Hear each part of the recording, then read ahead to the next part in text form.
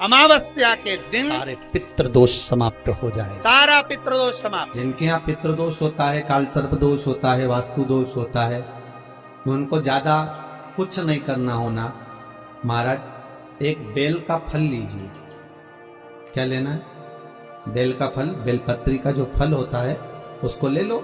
उसके अंदर का जो गुर्दा होता है, अंदर का जो भाग होता है, उसको निकाल लीजिए और उस बेल के फल में आटा सेक कर उसमें शक्कर मिलाकर उसको उसके अंदर भर लीजिए।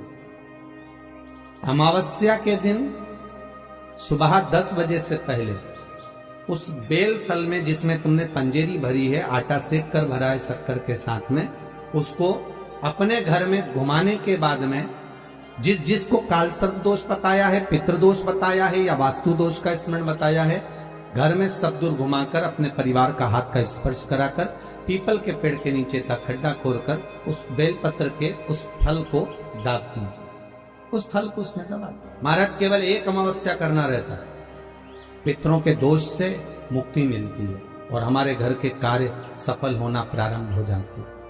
कार्य की सफलता होती है, कार्य में सफलता प्राप्त होने लगती। पहले के समय में 2 दोष नहीं रहते थे, ना पितृदोष रहता था ना काल सर्प दोष रहता था। काल सर्प दोष कब आया?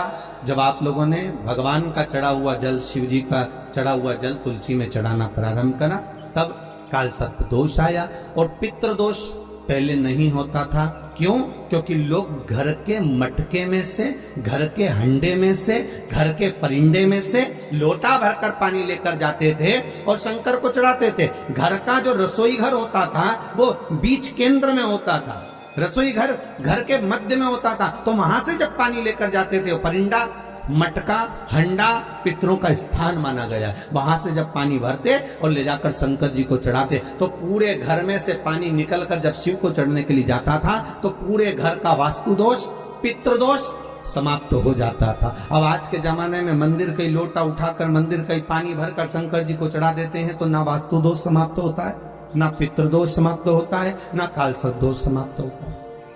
गलत चीज लोगों की बुद्धि में तुरंत आ जाती है कि हाँ उसने ऐसा करा, उसने तुलसी जी के क्यारे में शिवलिंग रखा तो अपन भी रख लो, उसने ऐसा करा तो अपन भी ऐसा कर लो, और उसने यूं करा तो अपन भी ऐसा कर लीजिए। पर शंकर की कथा करें नहीं भाई, ये थोड़ा वंचिता होना चाहिए। हमारा जो शास्त्र सम्मत हो उसका स्मरण करना चाहिए। पहले भी कथा में कहा, परसों की कथा में कहा कि लक्ष्मी जी अपने पास का अगर कोई सामग्री शिव जी को चढ़ा देती तो शंकर प्रसन्न हो जाते। पर लक्ष्मी जी ने करा क्या? जल भी लाई तो पार्वती। लक्ष्मी जी अगर जल लेकर आ रही है तो पार्वती की आपके पास में जो है आप शंकर को वो समर्पित करो। आपके पास में जो वो शंकर को दीजिए। और शंकर एक बात और कहते हैं कि मुझे दिखावा कर कर मत दीजिए, जो आपके पास में है, जो अपना है वो दो, और जो श्रेष्ठ, जो श्रेष्ठ है, कहा मात्र एक चावल का दाना। कितना? जम के बोलिए। एक चावल का दाना शंकर जी को चढ़ाओ, पर आखा चढ़ाओ। कैसा चढ़ाना है? आखा, मतलब खंडित नहीं होना चाहिए। एक बेलपत्र शिव जी को चढ़ाओ, पर आखी चढ़ाओ। 4 दिन में आज हमारा दिल बड़ा खुश है। उसका एक कारण है। 5 दिन से 4 दिन से शंकर जी पे जो बेलपत्र चढ़ रही थी पोथी पर, वो सब जजमान जो तोड़ कर दे देते थे, खंडी, टूटी फूटी सब चढ़ जाती। पर आज भले छोटी सी बेलपत्र है, पर आज जो चढ़ी है बाबा की कृपा से वो पूर्ण चढ़ी है। तो आज दिल खुश हो गया ये देखकर कि शिव महापुराण पर आज जो बेलपत्र समर्पित करी वो भले कम चढ़, एक चावल का दाना चढ़ा पर आखा चढ़ा। आज हमें बड़ी खुशी मिली है इस व्यासपीठ पर आए। जब बेलपत्री थोड़ी सी हाथ में आई तो देखा कि भले छोटी सी है पर सुंदर कितनी है। आज बाबा इसको अंगीकार करेंगे, स्वीकारेंगे। शिव महापुराण की पोथी नहीं होती महाराज। 7 दिन, 9 दिन, 5 दिन, जितने दिन तक शिव महापुराण जिस जगह पर रखी रहती है, जिस कुल में, जिस परिवार में, जिस भाव में रखी रहती है, वहां पर ये 12 ज्योतिर्लिंग 7 दिन के लिए विराजमान होते हैं। उस पर चढ़ाई गई बेलपत्री का फल 12 ज्योतिर्लिंग पर चढ़ाई गई बेलपत्री के फल के बराबर होता है। 12 बेल ज्योतिर्लिंग के बराबर है माँ का फल एक आनंदी, बड़ी प्रसन्न। गंगा जली खोली है कभी किसी ने? किसी के यहाँ गंगा जली खुली है? अरे बोलो तो सभी, शादी में, ब्याह में, या कोई गंगा जी भर के लेकर आते हैं और फिर गंगा जली खोलते हैं, पंडित जी पूजन कराते हैं। खोली है सब लोगों ने? तो गंगा जली खोलते हैं तो उस गंगा जली के खोलते समय गंगा जी का सुहाग चढ़ाते हैं। बोलो चढ़ाते नहीं चढ़ाते? साड़ी चढ़ाएंगे, बिछुड़ी चढ़ाएंगे, चूड़ी चढ़ाएंगे, सब चढ़ाएंगे, फिर लोटा भी भरेंगे, फिर कलश पूजन भी होगी, फिर गंगा जी को लेके भी आएंगे, फिर मैया आती भी है, शरीरों में लोग हिलते भी हैं, सब कुछ होता है।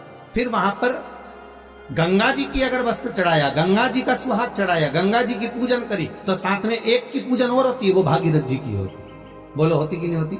फिर भागीरथ के कपड़े चढ़ते, धोती चढ़ेगी, गमछा चढ़ेगा, कुर्ता का कपड़ा चढ़ेगा, जनेऊ चढ़ेगी, भागीरथ जी के कपड़े भी चढ़ेंगे। कि भागीरथ जी के कपड़े चढ़ाए, क्यों चढ़ाते हैं? उसका कारण क्या है? क्योंकि गंगा को लेकर आने वाले श्री भागीरथ जी महाराज। अगर हम केवल गंगा की आराधना कर लेंगे तो गंगा उतना फल नहीं देगी जितना देना चाहिए। अगर हमने भागीरथी गंगा का स्मरण करा कि हे भागीरथ महाराज, आप गंगा को लेकर आए थे, 60,000 काकाओं के उद्धार के लिए लेकर आए, राख के ढेर बन गए थे संत के, केवल एक दृष्टि से वो राख के ढेर बने, 60,000 काकाओं का उद्धार। हे गंगा मैया, भागीरथ जी महाराज लेकर आए गंगा को। तो इसलिए हमारा हिंदू धर्म कहता है कि जब गंगा जली खोली जाती है, गंगा की पूजन करी जाती है, गंगा जली का उत्सव जब करा जाता है, तो सबसे पहले भागीरथ की पूजन करी जाती है कि भागीरथ महाराज इस गंगा को लेकर आए हैं। तो हे भागीरथ जी, आप गंगा को लेकर आए, आप ही से सीखकर हम गंगा जी को हरिद्वार से, प्रयागराज से, इलाहाबाद से हम भरकर लेकर आए हैं। ऐसी कृपा करना गंगा मैया, जैसे आपने भागीरथ बाबा के 60,000 काकाओं का उद्धार करा था, वैसे हमारे पूर्वजों का भी उद्धार कर देना। इस भाव से हम गंगा जी की पूजन करते हैं। भागीरथ के साथ अकेली गंगा नहीं पूजते,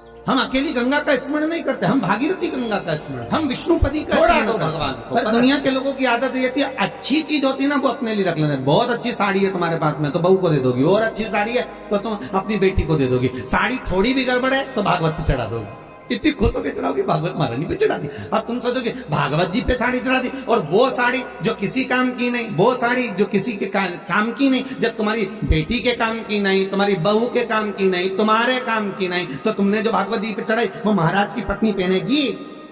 अरे बोलो तो कहीं नहीं पहने। पर एक चढ़ाओ पर अच्छा चढ़ाओ, एक चावल का दाना चढ़ाओ अच्छा चढ़ाओ, एक बेलपत्र चढ़ाओ भगवान को पर वो अच्छी चढ़ाओ, एक पुष्प चढ़ाओ अच्छा चढ़ाओ, एक वृक्ष की पत्ती चढ़ाओ पर अच्छी चढ़ाओ, एक दुर्वा चढ़ाओ पर अच्छा चढ़ाओ, एक लोटा पानी चढ़ाओ पर अच्छा चढ़ाओ, दिल से चढ़ाओ। हमें नहीं लेना मंदिर का पानी, हमें नहीं चाहिए मंदिर का जल, हमें तो घर से लेकर जाएंगे, भले इतना सा लेकर जाए, वो चढ़ दे। आप बाबा को एक अक्षत का दाना दीजिए, बड़े प्रेम से दीजिएगा, बड़े भाव। एक साधे सब साधे।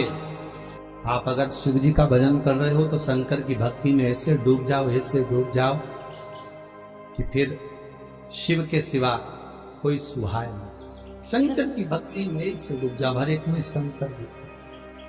कृष्ण की भक्ति में ऐसे डूब जाओ कि हर एक में कृष्ण नजर आए। राम की भक्ति में ऐसे डूब जाओ कि सब जगह राम नजर आए। पर जितना एक जगह पर आप जाते रहोगे, वहां से आपको जो प्राप्त होगा वो सुख का आनंद ही कर देगा, सुख आनंद। आइए भक्तों, आज सुनते हैं तुलसी माता की चालीसा। यह चालीसा सुनने से होती है हर रोगों से मुक्ति, मिलती है सुख समृद्धि का आशीर्वाद।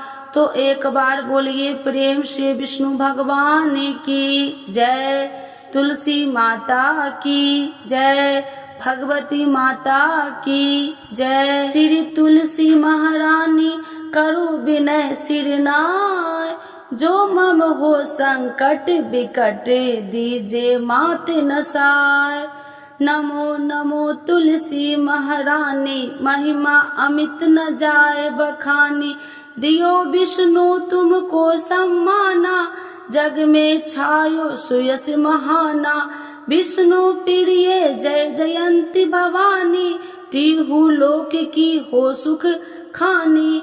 भगवत पूजा करे जो कोई, बिना तुम्हारे सफल न हो। जिन घर तब नहीं होए निवासा, उस पर करे विष्णु नहीं वासा। करे सदा जो तब नित सुमरन, ते ही के काज होए सब पूरन। कार्तिक मास महात्म्य तुम्हारा, जाको जानत सब संसारा। तब पूजन जो करे कुमारी, पावे सुंदर वर सुकुमारी। करे जो पूजा नित प्रति नारी, सुख संपत्ति से होए सुखारी। वृद्धा नारी करे जो पूजन, मिले भक्ति होवे पुलकित मन। श्रद्धा से पूजे जो कोई, भव निधि से तर जावे सोई। कथा भागवत यज्ञ करावे, तुम बिन नहीं सफलता पावे। छायो तब प्रताप जग भारी, ध्यावत तुम्हि सकल चितधारी। तुम्हि मात यत्र तंत्र में, सकल काज सीधे होवे क्षण में। औषधि रूप आप हो माता, सब जग में तब यश विख्याता। देव ऋषि मुनि और तपधारी, करत सदा तब जय जयकारी। वेद पुराणन तब यश ज्ञाया, महिमा अगम पार नहीं पाया। नमो नमो जय सुख कारिणी, नमो नमो जय दुख निवारिणी। नमो नमो सुख संपत्ति देनी, नमो नमो अख काटन छेनी।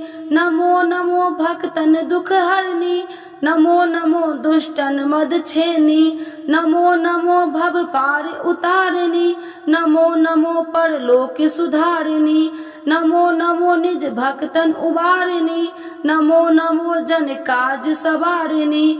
नमो नमो जय कुमति नशावनी, नमो नमो सब सुख उपजावनी। जयति जयति जय तुलसी माई, ध्याऊ तुमको शीश नवाई। निर्जन जानी मोहि अपनाओ, बिगड़े काज आप बनाओ। करूँ विनय मैं मात तुम्हारी, पूरन आशा करूँ हमारी। शरण चरण कर जोड़ी मनाओ, निस दिन तेरे ही गुण गाऊं। करहु मात यश अब मोह पर दाया, निर्मल होए सकल मम काया। मांगू मात या वर दीजे, सकल मनोरथ पूरन कीजे। जानू नहीं कुछ नेम उचारा, क्षमहु मात अपराध हमारा। 12 मास करे जो पूजा, ताशम जग में और न दूजा। प्रथम ही गंगा जल मंगवावे, फिर सुंदर स्नान करावे। चंदन अक्षत पुष्प चढ़ावे, धूप दीप नैवेद्य लगावे। करे आचमन गंगा जल से, ध्यान करे हृदय निर्मल से। पाठ करे फिर चालीसा की, स्तुति करे मात तुलसी की। यह विधि पूजा करे हमेशा, ताके तन नहीं रहे कलेशा। करे मास कार्तिक का साधन, शोभे नित्य पवित्र सिद्ध होई जाई। है यह कथा महासुखदाई, पढ़े सुने सो भव तर जाई। यह श्री तुलसी चालीसा, पाठ करे जो कोई। गोविंद सो फल पावही, जो मन इच्छा होई। तो एक बार बोलिए प्रेम से विष्णु भगवान की जय, तुलसी माता की जय, भगवती माता की जय, सर्व देवी देवताओं की जय।